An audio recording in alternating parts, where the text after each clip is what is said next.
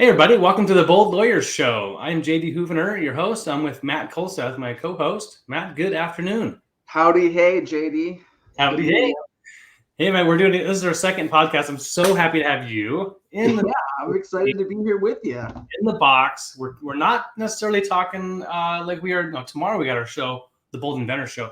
This is for you lawyers. This is for you attorneys out there with a passion for justice, for finding the right thing for everyone, the access to education, getting attorneys information that they might not know about. Anyway, I'm really fascinated with where this show is going to go.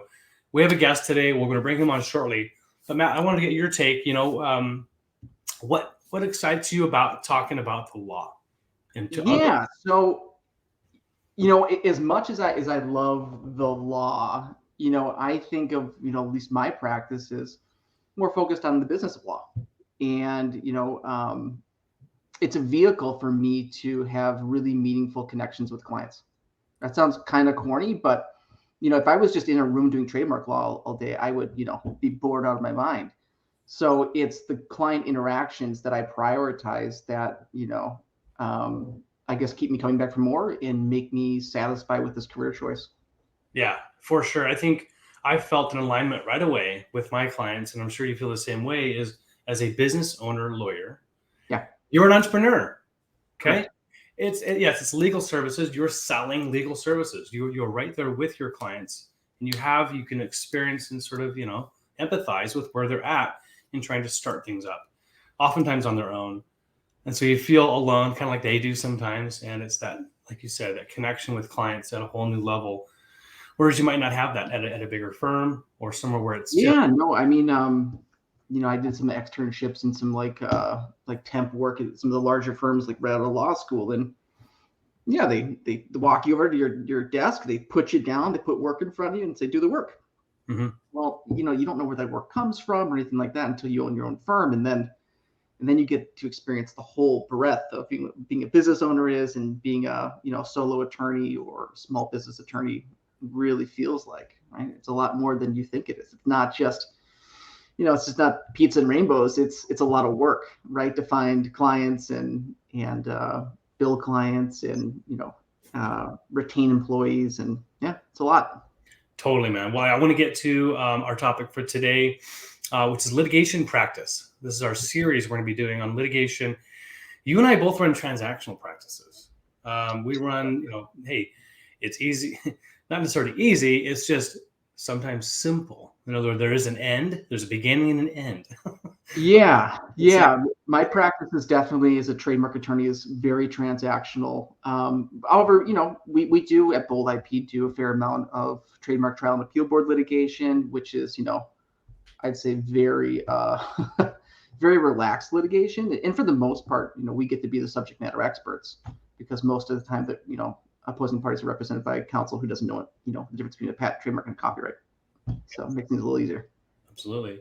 Well, thank you for that, actually, because I always say, hey, we don't do litigation, but the truth is we actually do.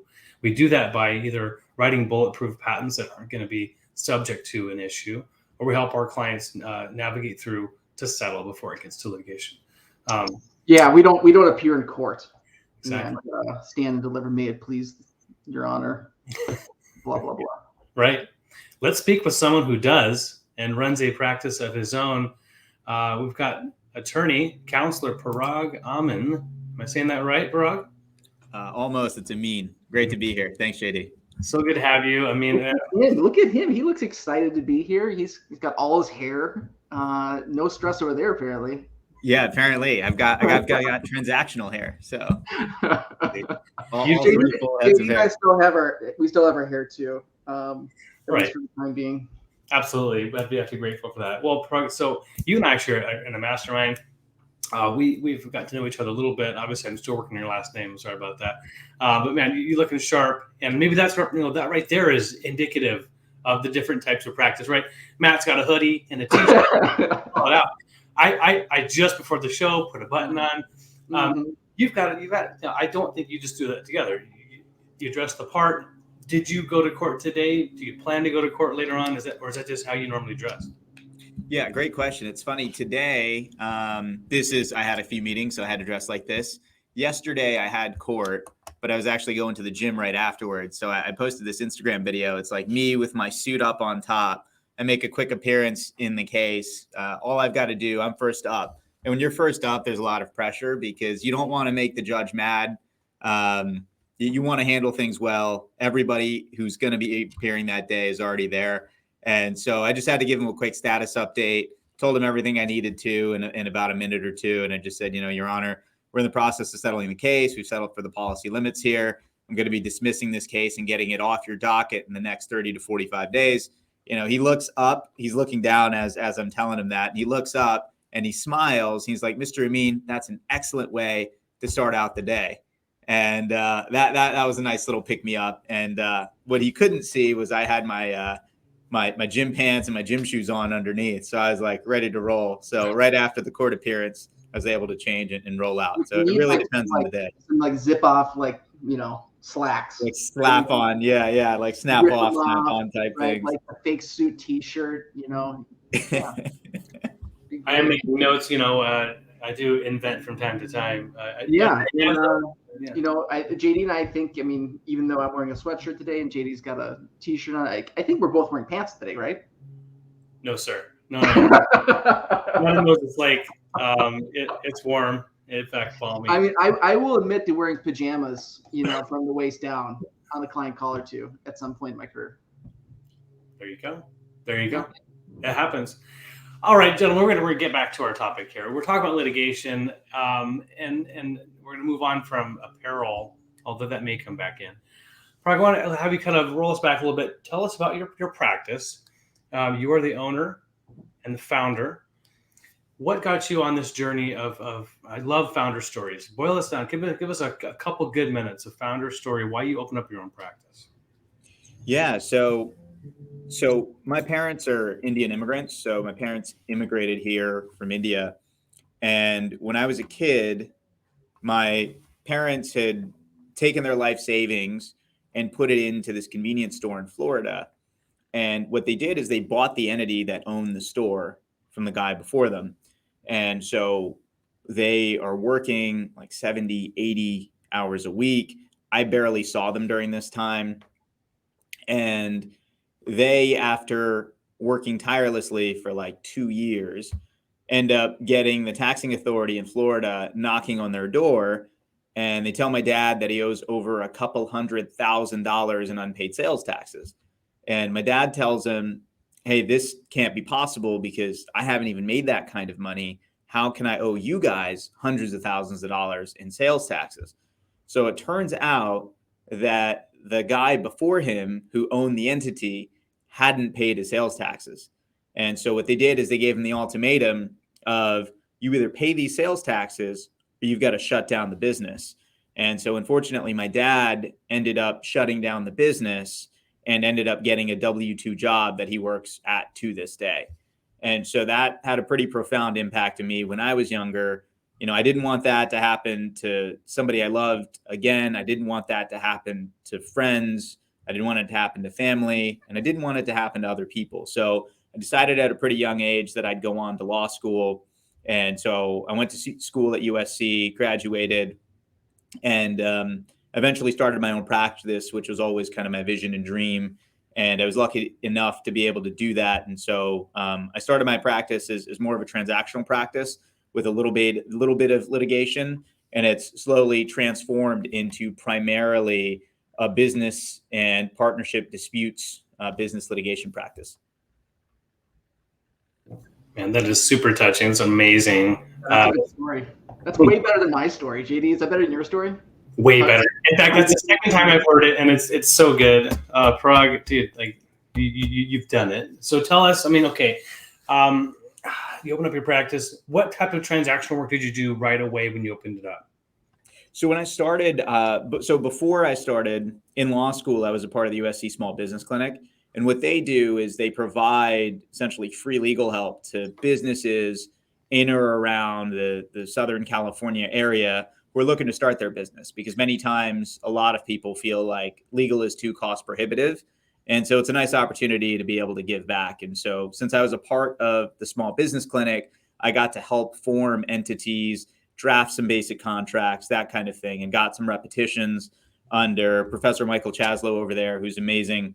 And so I had that kind of routine and practice. And so what I started doing was drafting relatively basic partnership agreements, forming entities, that kind of thing. Got it. And was it sort of a natural course where some of these clients you had helped set up their companies for ended up in litigation, and that's how you grew litigation practice? Yeah, that's right. And, I didn't always anticipate on going into litigation, but I had a mentor tell me that if you wanted to be kind of completely rounded, she was in-house at a studio, and she said, eventually if you want to go in-house, and that's kind of what I had anticipated at some point I might go in-house. She said, if you want to do that, then get some litigation practice so you're a little bit more rounded. And just the necessity, as you guys know, of running a business that you've just started, sometimes you end up taking on things because in a way you have to, and you've got to figure it out along the way, make sure you don't drop the ball because somebody trusted you to carry that ball for them, and you've just got to suck it up and learn how to carry it and run with it. And so that's kind of what happened is I had clients, like you said, JD, they kind of just fell into litigation and they asked me if I could handle it. And then eventually I just started getting more and more of those calls. And I found that I actually liked it more. I found that I liked kind of that competitive aspect to litigation. I liked thinking through some of the issues. And so that slowly just took up more and more of the practice until eventually I decided that transactional work just isn't for me. Matt, you were smiling pretty hard talking about I doing everything. Yeah. No, it's really interesting hearing someone who like has the chops and like the mental attitude for litigation, right? Because I don't have it. And that was made very clear to me in law school, right? I went through some like litigation courses and stuff like that. And I remember I was doing like a cross-examination of like a, pretend witness or something like that. And like, I just stumbled into like this like tunnel vision cross-examination where like I went way too far with the questions. And I remember my like, the adjunct professor afterwards, she looks at me and she goes, "I don't think you're going to be a litigator." And I said, "Okay, I'm good with that. I'll take the B." Well, your career as an attorney isn't over, Matt. I wouldn't write. Yes. Well, and and neither will I for me. I mean, and so I like what your advisor was saying. It does. It's something I think about. Hey, someday maybe I could do litigation. What would that mean? You absolutely could. You've got it. Okay. So tell me. JD's a shark. I don't know if you can tell, but tell me what it. Yeah, I'm getting the fin going better. It's a podcast, right? No one can see your hair. This will be. Yeah, most of our viewers are on the podcast. What am I saying here? Okay, let's talk about what is litigation. What is it that you and I, Matt, are currently afraid of? What are some of the most nerve-wracking things that you've done, if there are any? Would you say, Parag? I mean, walk us through. Maybe there are other listeners here that do transactional work. What were some of the scariest parts as you took on your first litigation case? Let's just say it. As you first started doing that and representing a client before a judge, what are some initial things that you're thinking about? Yeah. So, the first and foremost thing is there's so much procedure and so much in terms of deadlines that you're not going to have learned in law school, because law school teaches you law school, and then you've got a bar prep course that you've got to take to be able to learn how to pass the exam to actually become a practicing lawyer. And then you've got with litigation, you've got all the litigation specific deadlines. And then you've just got a bunch of litigation specific procedure too. Like, for example, I remember the first time I went into court, I walk in behind a number of lawyers. Now, I have no idea what I'm supposed to do. So I just watch what everybody else is doing. And everybody goes and checks in with the clerk. They give her a business card. So at that point, I didn't even have a business card. So, then I get up to the front of the line. I'm like, so I forgot my business cards. I don't have them on me. And she's like, she just kind of like gives out like a heavy sigh and shakes her head like this rookie. And she gives me like this like pad. It's like the pad of shame where you just write down your name, your address, For all the and like you just like hand it to them without making eye contact because you're so embarrassed. You just look down. You're like, here.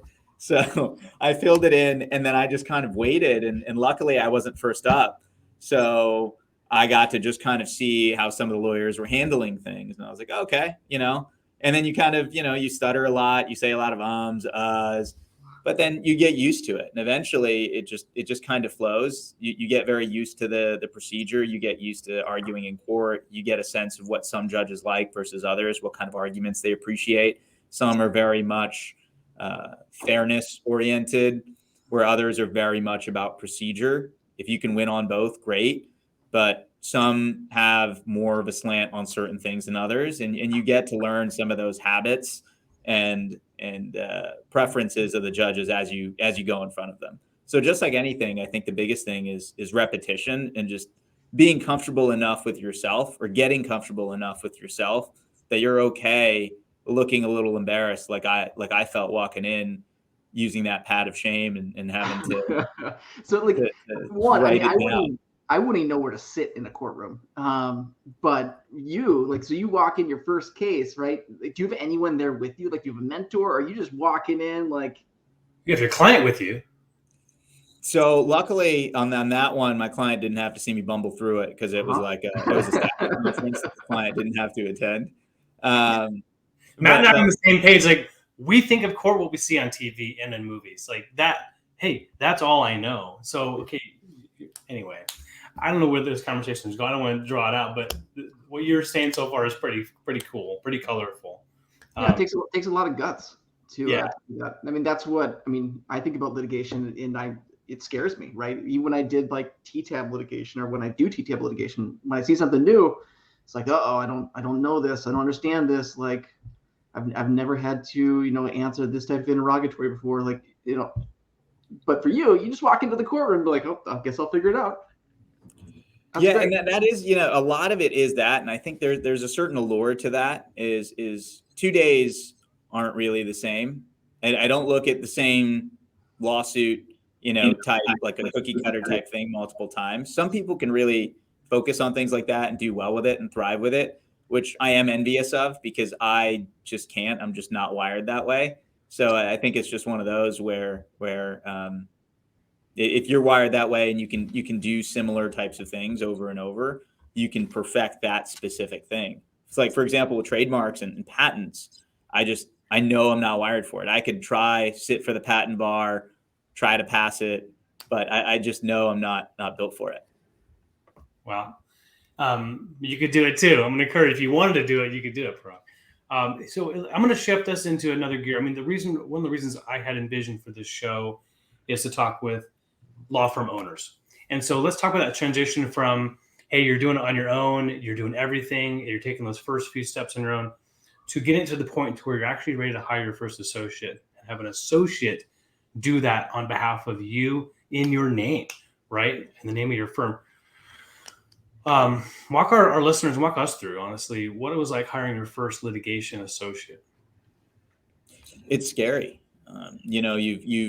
You've cut your teeth, you've done things a very specific way, and generally speaking, your first associate is going to be one of your most expensive hires at a law firm. So you've got a lot riding on it financially, you've got a lot riding on it mentally, and you're hoping that they're going to be able to do it correctly.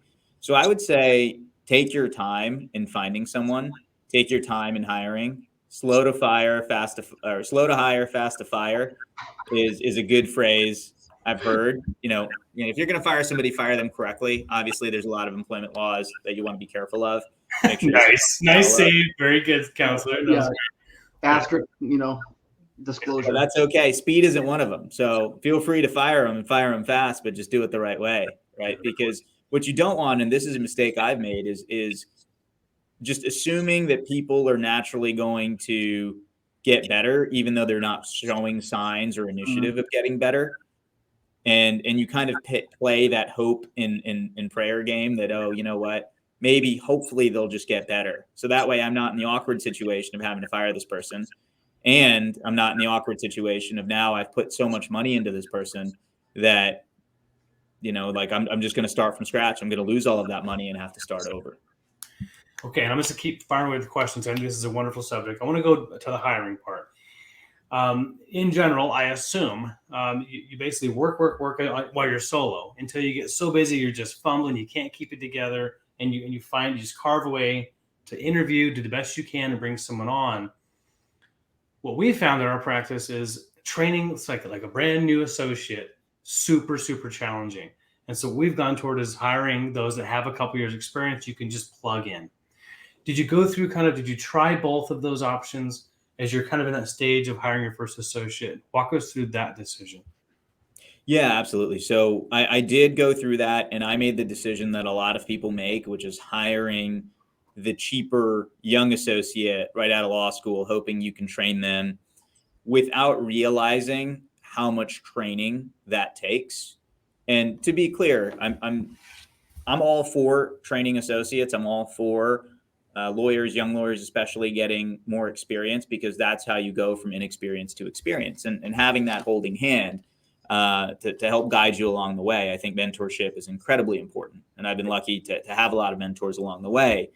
However, when you're drowning in work and you're really busy and you're already behind, that's not the time to hire somebody to then try to train, because you're going to fall further behind. And so it really is a disservice to yourself and a disservice to the person that you end up hiring, because they're hoping for the type of training that you're just not realistically in a position to be able to provide. So I would say, look ahead, hire before you need the person, and hire somebody more experienced generally than you think you're going to need. Okay. And I'm going to start asking a little more specific questions here. When you made your first hire, walk us back. How long ago was it? How did you compensate them? Yeah, I think it was, I did a solo practice for my first, 5 years or so. Okay. And then I hired my first associate who was just graduating from law school and had passed the bar exam, or was waiting rather on bar results, and then passed the bar exam. So went from a law clerk to a lawyer. Right. Got it. And are we talking close to minimum wage? Are we talking 50 grand a year? Were there commission options? If you're willing to share, I'd love to hear it. Sure. Yeah. I think it was like $75,000 or so a year. Wow, not bad. So it wasn't so like the reality of it is, I think that paying an associate coming out right out of law school, like minimum wage, or then there's firms that do it, but I am personally against that, because the reality of it is, that person has their own expenses. They probably have law school debt, that kind of thing. And so I didn't want somebody hiring me right out of law school with that kind of pay. So I made it a point to also pay a little bit more. Now, of course, I couldn't pay anywhere near what these large law firms were paying. But I also didn't want to go at the very low end of the scale either. So it was like somewhere in between the mid, or like the mid low, if you will, to the end of things. Right. I mean, our practices are so different, and I got a million questions, and maybe others do that are listening in. Billable hour, is that how you started? Is that how your associate was billing? Did you have any trouble with that? Walk us through how you were able to get up to speed with your first associate. Yeah. So my first associates, at that point, when I hired my first associates, we had a number of contingency fee cases. So I had them work more on the contingency fee cases than the hourly cases, because I felt that the hourly cases, I should still be handling those, because clients are being charged hundreds of dollars an hour, and things should be done correctly and efficiently, rather than having a brand new associate learning on their dime. So what I tried to do was push out the contingency work to the associate to handle, and I was just doing the hourly work. Was that a good idea? Did that turn out all right? It didn't turn out financially profitable for me. And I take responsibility for that. I think that there is a component of management skills, managerial skills, key performance indicators, holding people accountable, that I just hadn't learned. And so I just assumed that the associate would be working the way I would be working, if I was working for somebody else without the same kinds of oversight that I should have had. So I would say that if you're looking to hire your first associate, make sure you've got some key performance indicators, some key metrics as to what they should be doing in terms of X number of, whether it's depositions a week, if it's litigation, or X number of patents or trademark applications, something that tells you that they're on track rather than, hey, they were at the office. And that was my metric. As ridiculous as that sounds. Hey, they were at the office. On time. Like, were They looked like they were working. Right. Okay. And like you said, they're on the contingency matter. So you really weren't tracking their hours, if you're being, is that right? At least initially. That's right. Got it. Well, lay those on us. Well, what are some of the KPIs that you've over the years come to find as maybe the top 3, if you're willing to share, things that you currently measure? Yeah, so productivity is key. So everybody tracks their time now. Everybody tracks their time. Paralegals, hourly associates, lawyers that are still helping with contingency fee cases. And I want to see what they're spending their time on and how it's accounted for.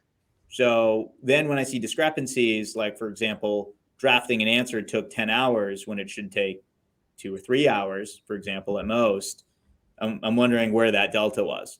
And it could be that the person just put in a time and they just forgot to put it in and they kind of backtracked. And that happens sometimes, but that's a practice that we don't allow. So I realized that, hey, if this is happening, we need to course correct immediately.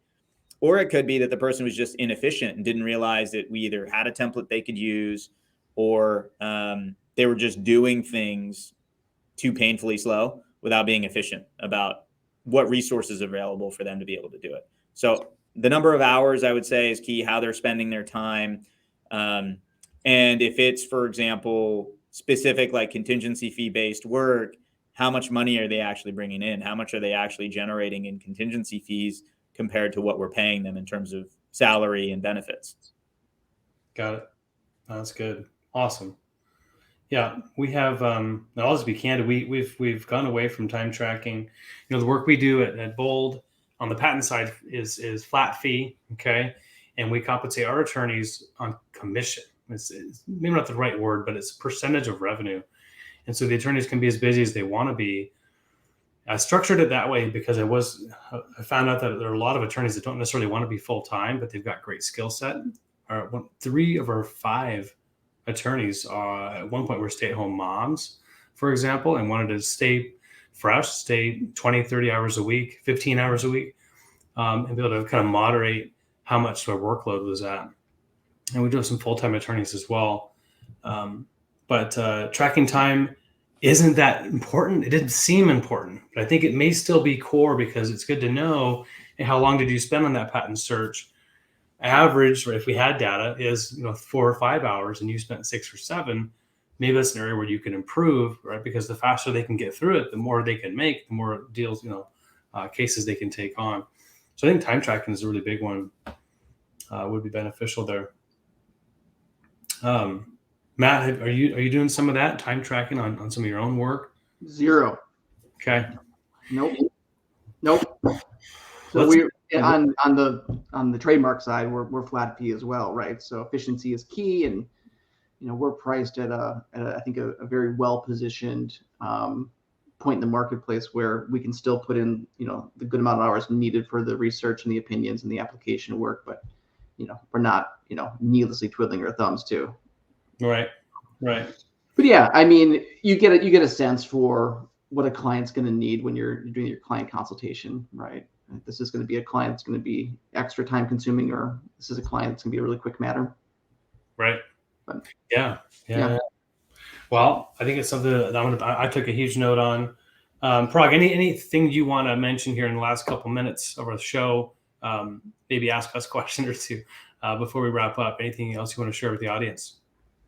Yeah. So JD, you've got a number of people who work for you. And candidly, I think that one of the hardest parts of having your own business is learning the people aspect of things. You've got a number of different personalities who work in different manners, who are encouraged or motivated by different things. How do you manage your team, especially if they're not necessarily performing the way you'd like them to? Be quiet. I was just gonna say like one word. Megan. I don't. I only know this guy, Matt. I mean, it's a little embarrassing, honestly, now. Megan, so having a chief operating officer, having someone who's even non-legal background, that is a people person, a connector, someone who's understands, like you said, that softer side, that motivations, what inspires them, what type of cases they want, when are they having a bad day, how does that work? Having someone like that on your team is incredible, and she has been that for our firm and for me. So that is my answer.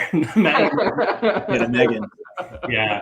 So get yourself a Megan. I mean, obviously, it doesn't have to be a female, or it could be a male as well. It could be anything. Office manager. She's our CEO now. She's been promoted to run the whole thing.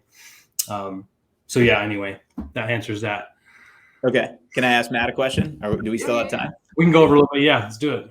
Okay. So Matt, if you had to pick 3 things that you would kind of attribute your success to, 3 habits that have been really good for you, what would you pick? What 3? Yeah, good question, right? So I have a habit of always investing in the best technology possible to make my my work more efficient. So I'd say technology. I really value structure in my client contact, in my client workflow process, right? So from onboarding a client to the initial consultation to the follow-up email, I mean, a lot of that in my world is workflowed and automated, right? So as to not miss any dates with the client. Yeah, those 2 are really important to me. And then just keeping in touch with clients, trying to have touch points along the process with active clients of the firm. That's important. And again, that goes back to investing in software and investing in the time it takes to do that. Love that. Awesome. Well, half hour is come and gone. End of our show here. Parag, thank you for coming on and being. Yeah, it was great having you on the show. Thanks, guys. Absolutely. We'll be here every week, Tuesday at 2:30 Pacific, 5:30 on East Coast. We're going to be welcoming any live questions. We didn't get any today, but I think we were pretty action-packed. So if you missed us live and you're watching this after the fact, we will be here next week, Tuesday. Well, it's the 4th of July. I remember looking at the calendar. So we actually are going to skip due to the federal holiday. So we'll be 2 weeks out. But for myself, for Matt and Parag, we wish you guys a wonderful day, and we'll be here next week. Bye-bye.